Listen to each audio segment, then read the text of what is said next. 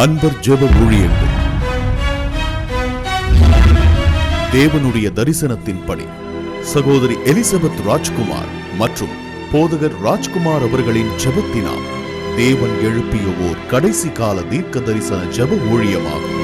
வேதனை நிறைந்த உலகம், கண்ணீர் நிறைந்த உலகம், இயேசுவின் நாமத்தினால் எல்லாம் மாறும். ஆவியானவரை நமக்குள்ளே வரவேற்கும். உங்கள் துக்கம் துயரம் சந்தோஷமாய் மாறும். கர்த்தர் தன்னுடைய மகிமையை வெளியரங்கமாக்க போகிறார். கர்த்தர் உங்களோடு இடைப்பட எங்களோடு இணையுங்கள். அன்பரின் நேரம்.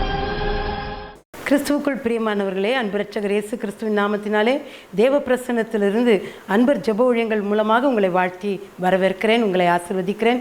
இந்த நாளிலும் நாம் கர்த்தருடைய நாமத்தை பாடி துதித்து கர்த்தருடைய வார்த்தையை தியானித்து நாம் தேசத்துக்காக ஜெபிக்க இருக்கிறோம். நாம் ஒரு பாடலை பாடி கர்த்தரை மகிமைப்படுத்தின பிறகு கர்த்தருடைய வார்த்தைகளை தியானிக்க போகிறோம். கர்த்தர் நம்மை ஆசீர்வதிப்பாராக.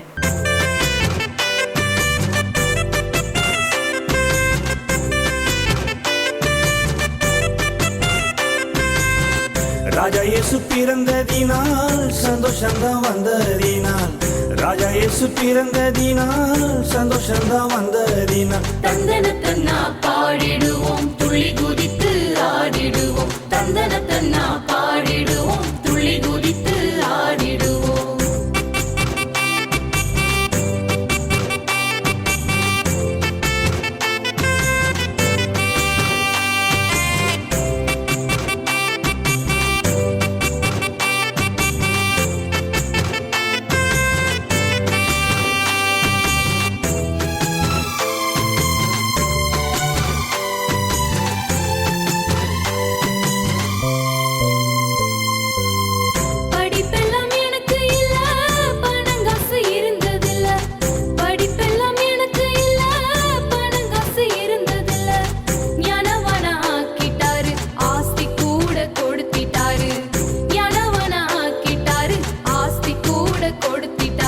தந்தன தன்னா பாடிடுவோம், துள்ளி குதித்து ஆடிடுவோம். தந்தன தன்னா பாடிடுவோம், துள்ளி குதித்து ஆடிடுவோம்.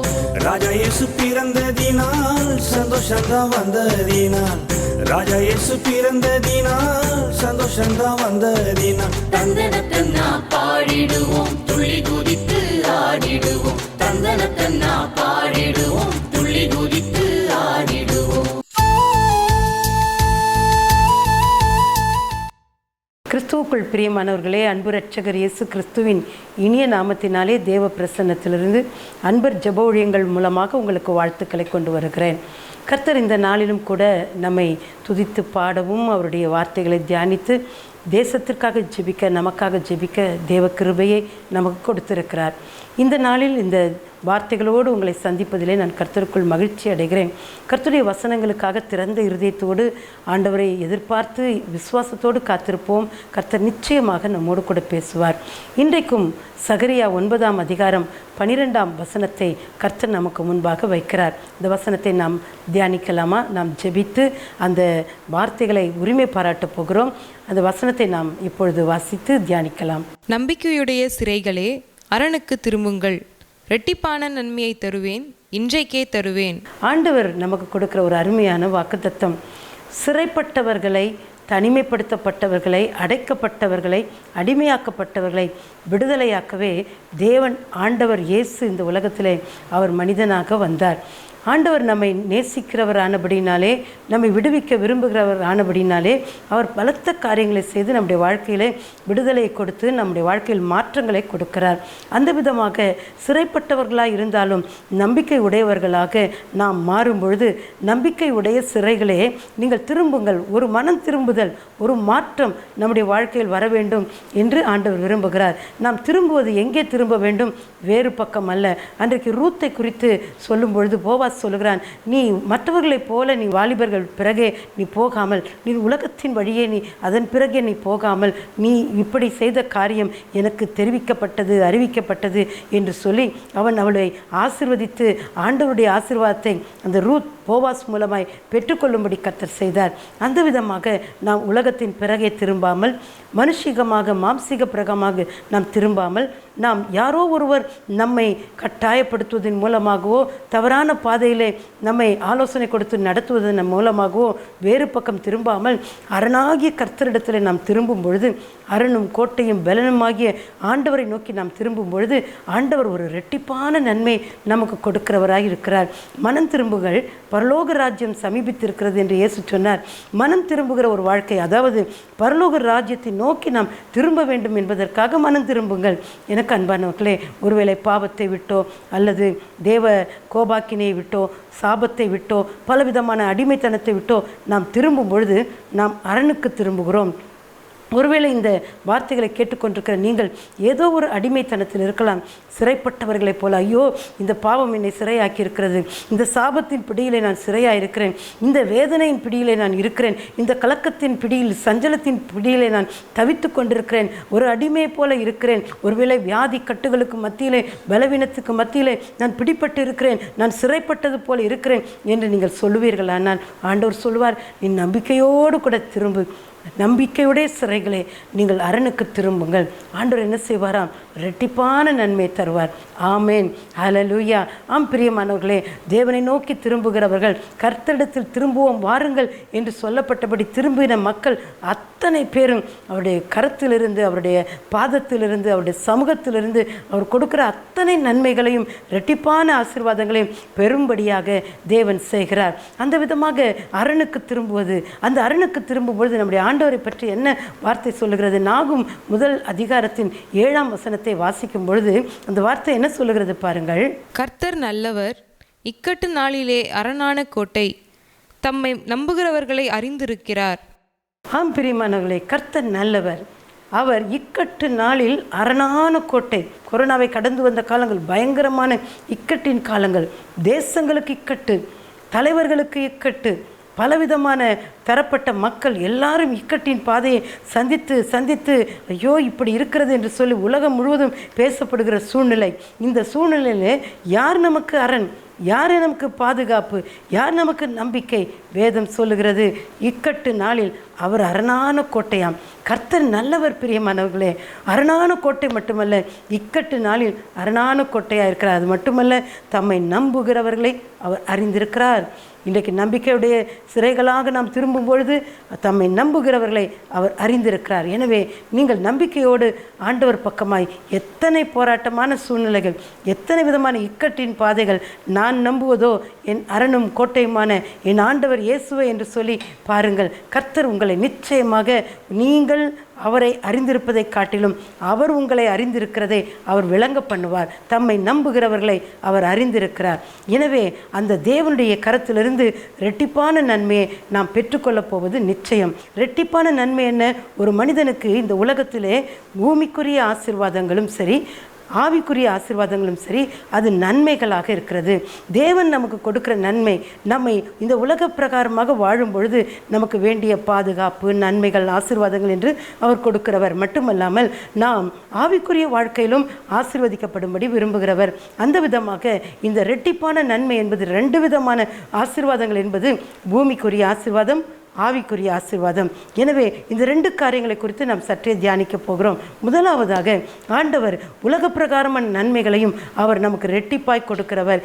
யோபு புஸ்தகத்தில் நாம் வாசிக்கிறோம். யோபின் புஸ்தகத்திலே 42ஆம் அதிகாரத்தில் 10ஆம் வசனத்தை வாசியுங்கள். நாம் அறிந்த ஒரு வேத பகுதி அல்லவா, நாம் வாசிக்கலாம்.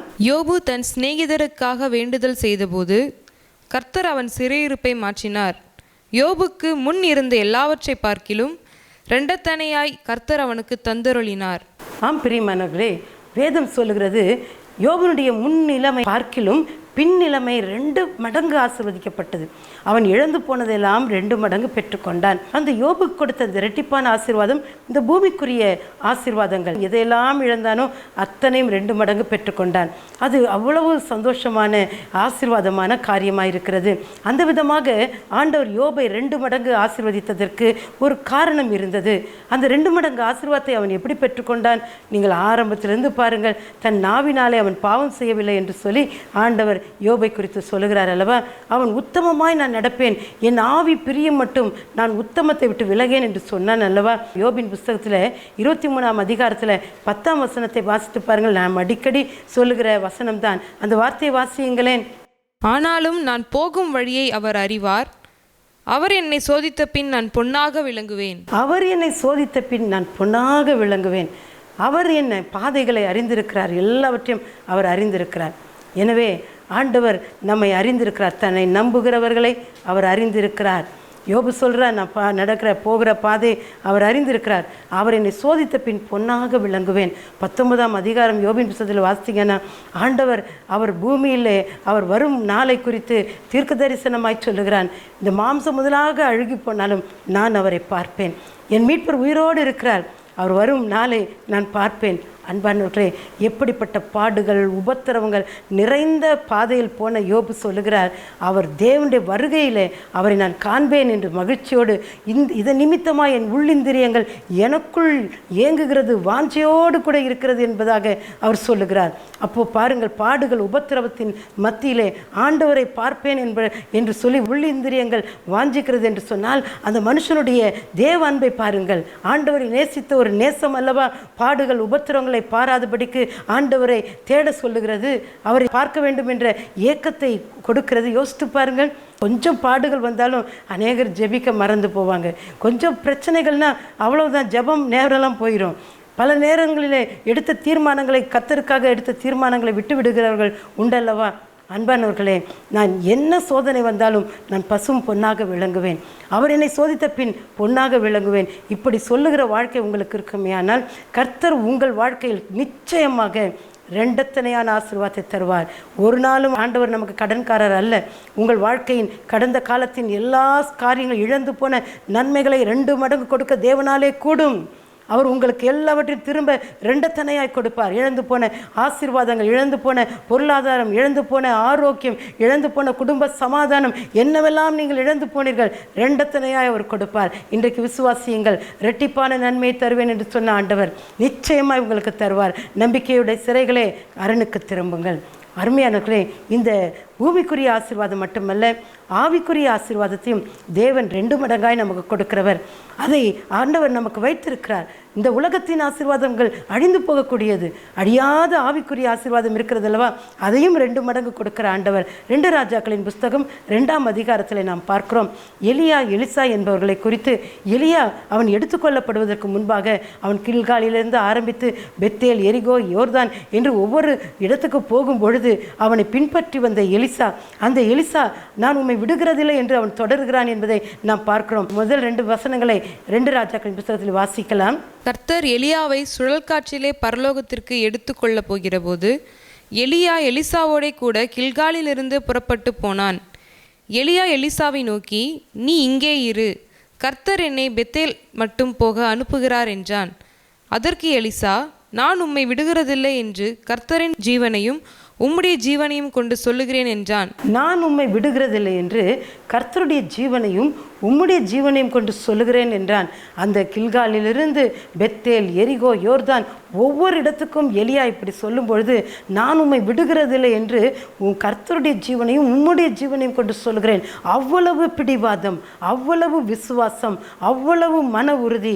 எப்படி ரூத் விடாமல் பற்றி கொண்டாலோ, நகோமியை விடாமல் பற்றி கொண்டாலோ, நான் உம்மோடு கூட வருகிறதை நான் விடப்போவதில்லை என்று விடாமல் பற்றி கொண்டாலோ, அதை போலவே உம்முடைய தேவன் என்னுடைய தேவன், உம்முடைய ஜனம் என்னுடைய ஜனம் என்று எப்படி ரூத் நகோமியை பற்றி கொண்டாலோ, அதை போலவே பற்றி கொண்ட எலிசா அந்த எலியாவை பற்றி கொண்டான். அந்த இடத்துல தீர்க்கதரிசிகளின் புத்திரர்கள் என்ன சொல்லுகிறார்கள்? அவர்கள் எல்லாம் உன்னுடைய எஜமான், இன்றைக்கு உனக்கு தலைமையாக இருக்கிற எஜமான் எடுத்துக்கொள்ளப்பட போகிறார் என்றெல்லாம் சொல்லுகிறார்கள்.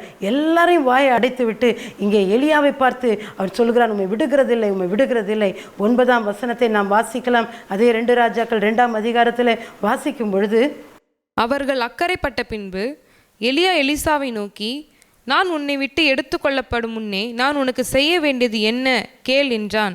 அதற்கு எலிசா, உம்மிடத்திலுள்ள ஆவியின் வரம் எனக்கு இரட்டிப்பாய் கிடைக்கும்படி வேண்டுகிறேன் என்றான். உம்மிடத்திலுள்ள ஆவியின் வரம் எனக்கு ரெட்டிப்பாய் கிடைக்க வேண்டும் என்று வேண்டுகிறேன். எனக்கு அன்பானவர்களே, உம்மை விடுகிறதில்லை என்று சொன்ன எலிசா அவனிடத்தில் பொன்னையோ பொருளையோ ஆசீர்வாதங்களையோ மற்றவைகளையோ கேட்கவில்லை. அவன் சொல்லுகிறான், உம்மிடத்தில் இருக்கிற ஆவியின் வல்லமை, அந்த ஆவியின் வரம் எனக்கு ரெட்டிப்பாய் வேண்டும் என்று சொல்லி கேட்கிறான். அப்படிப்பட்ட விசுவாசத்தோடு உறுதியோடு வைராக்கியத்தோடு தொடர்ந்து போன அந்த எலிசாவை தேவன் பார்த்து கொண்டே இருந்தார். அது மட்டுமல்ல, அவனுடைய உள்ளம் பாருங்கள். அங்கே 11ஆம் வசனங்களுக்கு நீங்கள் போகும் பொழுது, அதன் பிறகு 12ஆம் வசனங்கள் வரைக்கும் நீங்கள் வாசிக்கும் பொழுது, எலியா அங்கே சுழல் காற்றிலே பரலோகத்துக்கு எடுத்துக்கொள்ளப்பட்டான். அக்கினி குதிரைகள், அக்கினி ரதங்கள் வந்து அவனை எடுத்துக்கொண்டது. ஆண்டவர் பரலோகத்துக்கு எடுத்துக்கொண்டார். இவனோ என் தகப்பனே என் தகப்பனே என்று அவன் கதறுகிற கதறுதல். 12ஆம் வசனத்தை வாசிக்கலாம். அதை எலிசா கண்டு, என் தகப்பனே என் தகப்பனே, இஸ்ரவேலுக்கு ரதமும் குதிரை வீரருமாய் இருந்தவரே, என் தகப்பனே என் தகப்பனே, இஸ்ரவேலுக்கு அக்கினிமயமான ரதமாய் இருந்தவராக அவரை கண்டான். எனவேதான் அவனை சூழ்ந்து அக்கினிமயமான ரதங்களும் குதிரைகளும் சூழ்ந்திருக்க எலிசாவுடைய வேலைக்காரன் அதை பார்க்கத்தக்கதாய் தேவன் எலிசாவை ரெண்டத்தனையாய் ரெட்டிப்பின் வல்லமை வரங்களால் நிரப்பினார், ஆசீர்வதித்தார். பிரியமானவர்களே, எப்படிப்பட்ட கிருபை பாருங்கள்! ரெட்டிப்பான அபிஷேகம், ரெட்டிப்பான ஆவின் வல்லமை வரங்கள் கொடுக்கிற தேவன் நம்முடைய தேவன். இந்த உலகத்தில் வாழ்வதற்கு பொருளாதாரத்திலும் குடும்பத்திலும் நம்முடைய செய்கிற வேலைகளிலும் கையிட்டு செய்கிற பிரயாசங்களிலும் எல்லாவற்றிலும் 2 மடங்கு ஆசீர்வாதம், இழந்து போனதெல்லாம் 2 பெற்றுக்கொள்ளக்கூடிய மேன்மையான ஆசீர்வாதங்களை கொடுக்கிற ஆண்டவர். மட்டுமல்ல, அபிஷேகத்தில் ஆவின் வல்லமை வரங்களில் 2 நிரப்பி கர்த்தர் தம்முடைய நாமத்தை மகிமைப்படுத்தும்படி, தன்னை வெளிப்படுத்தும்படி, தேசங்களுக்கு சாட்சியாய் நிறுத்தும்படி நம்மை இரட்டிப்பான வல்லமை வரங்களால் நிரப்புகிறவர். உலகத்திற்குரிய ஆசீர்வாதங்களும் உன்னதத்திற்குரிய ஆசீர்வாதங்களும் இரட்டிப்பாய் கொடுக்க தேவன் விரும்புகிறார். நம்பிக்கையுடைய சிறைகளே திரும்புங்கள், அரணுக்கு திரும்புங்கள், இரட்டிப்பான நன்மை தருவேன், இன்றைக்கே தருவேன் என்று கர்த்தர் சொல்லுகிறார். நாம் அந்த இரட்டிப்பான நன்மை பெற்றுக்கொள்ள அவர் முகத்தை நோக்கி பார்க்கலாமா? முழங்கால் படியிட முடிந்தவர்கள் முழங்கால் படியிட்டு அவரை நோக்கி பாருங்கள். நாம் செபிக்க போகிறோம். கண்களை மூடி ஆண்டவரை பார்த்து, தேங்க்யூ லார்ட், உமக்கு ஸ்தோத்திரம், தகப்பனே உமக்கு நன்றி. ஆண்டவரே, எங்களை பார்த்து நம்பிக்கை உடையவர்களாய் சிறைகளே என்றாலும் நம்பிக்கையுடைய சிறைகளே என்று அழைக்கிறவரே, எங்களை உம்மண்டை திரும்ப பண்ணி அரணுக்கு திரும்புங்கள் என்று சொல்லி இரட்டிப்பான நன்மை தர விரும்புகிறவர். ஆவிக்குரிய வரங்களையும் ஆசீர்வாதங்களையும் பூமிக்குரிய நன்மைகளையும் கிருபைகளையும் கொடுக்கிற ஆண்டவர். 2 ஆண்டவரே, எங்களை ஆசீர்வதிக்க விரும்புகிறவர். இன்றைக்கும் இந்த ஜெபத்தில் பங்கெடுத்துக் கொண்டிருக்கிற ஒவ்வொரு குடும்பத்திற்காய் நான் செபிக்கிறேன். ஒவ்வொரு சகோதரனுக்காய் சகோதரிக்காய் நான் செபிக்கிறேன். யாருடைய வாழ்க்கையில் என்ன நன்மைகளை இழந்து போயிருந்தாலும் இரட்டிப்பாய் அவர்களுக்கு தாரும் சுவாமி. ஆண்டவரே, இப்பொழுது நான் செபிக்கிறேன் அப்பா, உம்முடைய பிள்ளைகள் உம்மண்டை விசுவாசத்தோடு திரும்பட்டும், உம்மண்டை களி கூறுதலோடு திரும்பட்டும். கொஞ்சமேனும் உம்மையிட்டு விலகி இருந்தாலும் இப்பொழுது இயேசுவின் நாமத்தினால் உம் பக்கம் திரும்புவார்களாக, உம்மண்டை நெருங்குவார்களாக. இயேசுவின் நாமத்தினாலே இன்றைக்கு ஒரு அற்புதம் நடப்பதாக. உடைய பிள்ளைகளுடைய வாழ்க்கையில் இருக்கிற ஆசீர்வாத தடைகள் உடைக்கப்பட்டு இவர்களுக்கு என்னென்ன நன்மைகள் தேவையோ அத்தனை நன்மைகளும் இரட்டிப்பாய் உண்டாகட்டும். யோபின் பின்னிலைமை முன்னிலைமையை பார்க்கலாம் 2 ஆசீர்வதிக்கப்பட்டது போல 2 மடங்கு ஆசீர்வாதத்தை உம்முடைய பிள்ளைகளுக்கு தாரும். அது மட்டுமல்ல, இப்பொழுதும் ஆண்டவரே, உம்மை விடுகிறது இல்லை, என்னை வல்லமையால் வரங்களால் நிரப்பும், அபிஷேகத்தால் நிரப்பும் என்று கேட்கிற ஒவ்வொருவருக்காய் நான் செபிக்கிறேன் அப்பா. இந்த கடைசி காலங்கள் அபிஷேகத்தினால் வல்லமை வரங்களினால் நிரப்பப்பட்டவர்களாய் தேசங்களை அசைக்கும்படி, கட்டுகளை அறுக்கிற அபிஷேகத்தோடு அநேகருக்கு ஆசீர்வாதமாய் பயன்படுத்தப்படும்படி நீர் ஒவ்வொருவரையும் தெரிந்து கொள்ளுகிற ஆண்டவர் அல்லவா. இப்பொழுதும் இதை கேட்டுக்கொண்டிருக்கிற ஜெபத்தில் பங்கெடுத்துக் கொண்டிருக்கிற ஒவ்வொருவர் மேலும் கர்த்தருடைய வல்லமை இறங்கட்டும், பரிசுத்தாவின் வல்லமை இறங்கட்டும். அக்னிமயமான ரதங்களால் குதிரைகளால் தம்முடைய பிள்ளைகளை சூழ்ந்து நின்று பாதுகாத்து உம்முடைய பிள்ளைகளை கொண்டு பலத்த காரியங்களை செய்யும் இரட்டிப்பான ஆவியின் வல்லமை வரங்கள் வெளிப்பட நான் ஜெபிக்கிறேன். தேசங்களுக்கு ஆசீர்வாதமாய் ஒவ்வொருவரையும் மாற்றும்படி நான் ஜெபிக்கிறேன். எலிசாக்களை எழுப்பும்படி நான் ஜெபிக்கிறேன். நீர் அப்படி செய்கிறதற்காய் ஸ்தோத்திரம், ஆசீர்வதிப்பதற்காய் நன்றி. ஒவ்வொரு வீடும் குடும்பமும் ஆசீர்வதிக்கப்படுவதற்காய் ஸ்தோத்திரம். இயேசு கிறிஸ்துவின் நாமத்தில் ஜெபிக்கிறேன் பிதாவே, ஆமேன், ஆமேன். அருமையான கர்த்தருடைய பிள்ளைகளே, இந்த வாரத்தில் கூட உங்களை சந்திப்பதில் மிகுந்த மகிழ்ச்சி அடைகிறோம். நாம் இந்த வேளையிலே நாம் ஒரு காரியத்தை நாம் விசேஷித்த விதமாய் ஒவ்வொரு வாரமும் நாம் செய்து கொண்டிருக்கிறோம். என்ன காரியம் செய்கிறோம்?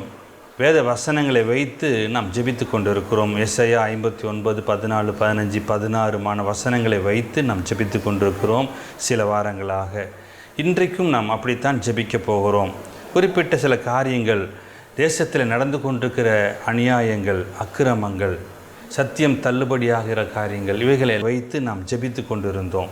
இன்று நாளிலே கூட ஆண்டவர் சொன்னார், விண்ணப்பம் பண்ணுகிறவர்கள் இல்லை என்று அவர் கண்டு ஆச்சரியப்பட்டாராம். யாரும் விண்ணப்பம் பண்ணுறதுக்கு இல்லையே. எந்த காரியத்தை பார்த்து அவர் ஆச்சரியப்பட்டார்? இப்படிப்பட்ட அநியாயங்கள் நடந்து கொண்டிருக்கிற, அக்கிரமங்கள் நடந்து கொண்டிருக்கிறது, இவைகளை குறித்து யாரும் விண்ணப்பம் பண்ணவில்லை என்று. கர்த்தருடைய பிள்ளைகளை தங்களுடைய காரியங்கள், தங்களுடைய குடும்ப காரியங்கள், இவைகளை குறித்து தான் அதிகமாய் பாரத்தோடு ஜெபிக்கிற ஜனங்கள் உண்டு. நியாயம்தான். ஆனாலும் மற்ற ஜனங்களுடைய காரியங்களின் பாதிப்பின் காரியங்களை உணர்ந்து மற்றவர்களை நாம் நேசித்து அவர்களுக்காக மன்றாடி ஜெபிக்க வேண்டும் என்று ஆண்டவர் விரும்புகிறார்.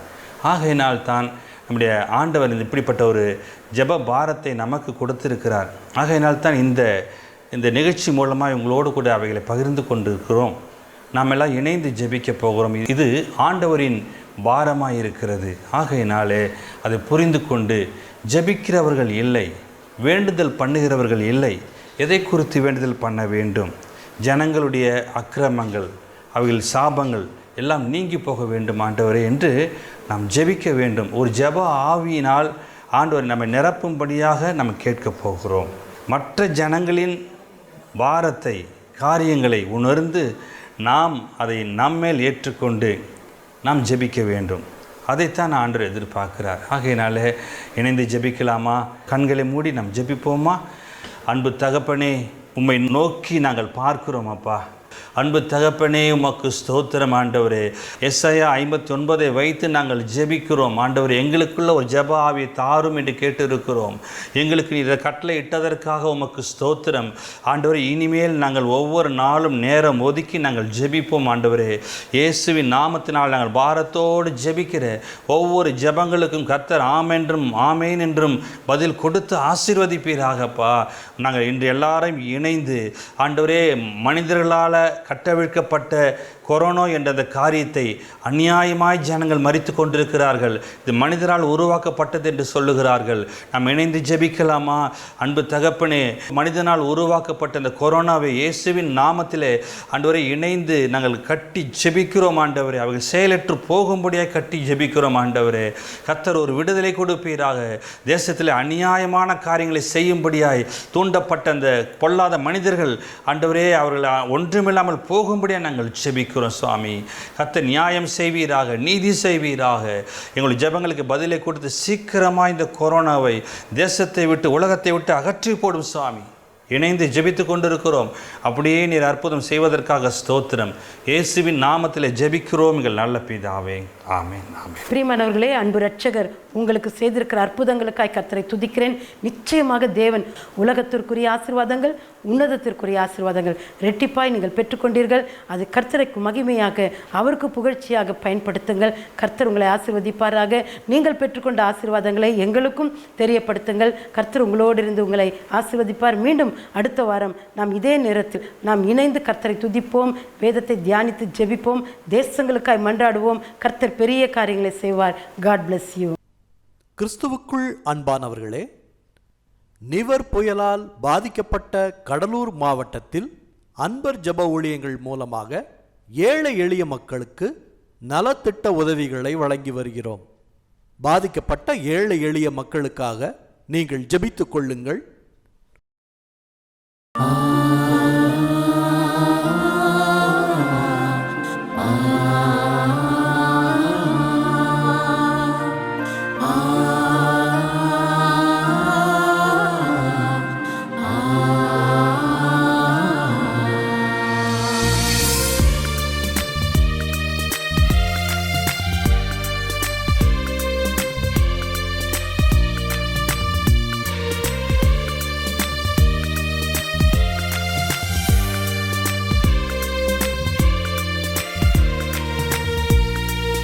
ஏழை உள்ளம் தங்கிட இயேசு பிறந்தாரே,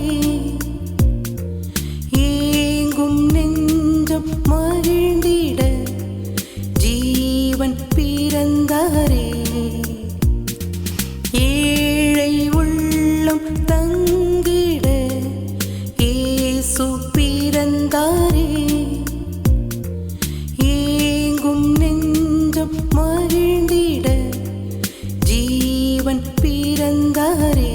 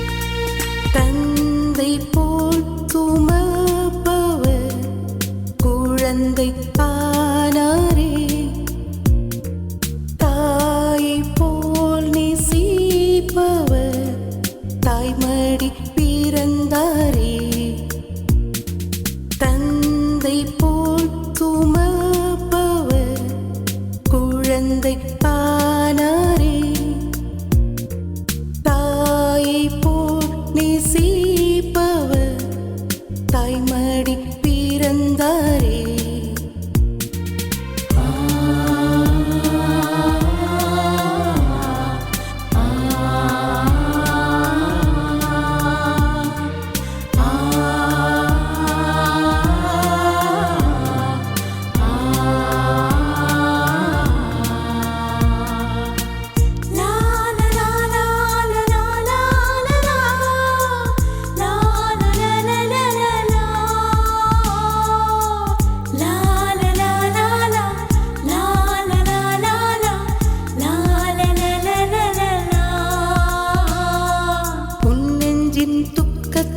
மாற்றிட துங்கவன் பிறந்தாரே.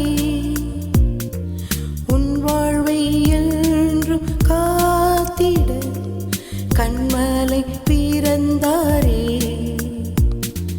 உன் நெஞ்சின் துக்கத்தை மாற்றிட துங்கவன் பிறந்தாரே. உன் வாழ்வை என்றும் காத்திட கண்மலை பிறந்தாரே.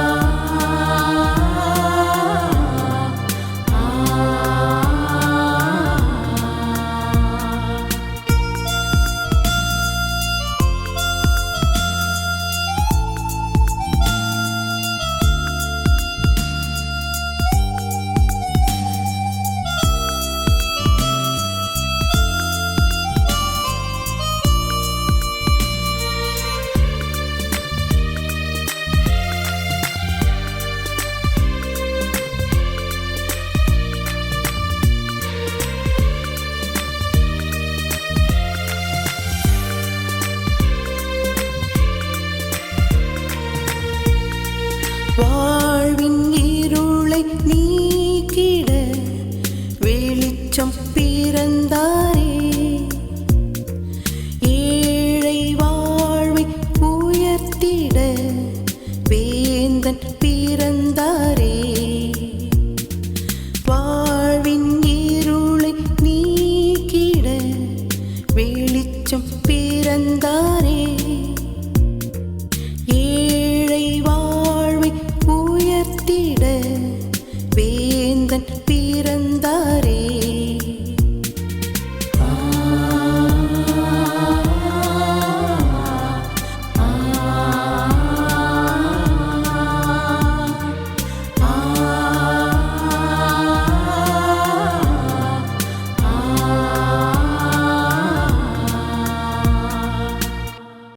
எங்களை தொடர்பு கொள்ள அன்பர் ஜப ஊழியங்கள், விருத்தாச்சலம், கடலூர் மாவட்டம், தமிழ்நாடு.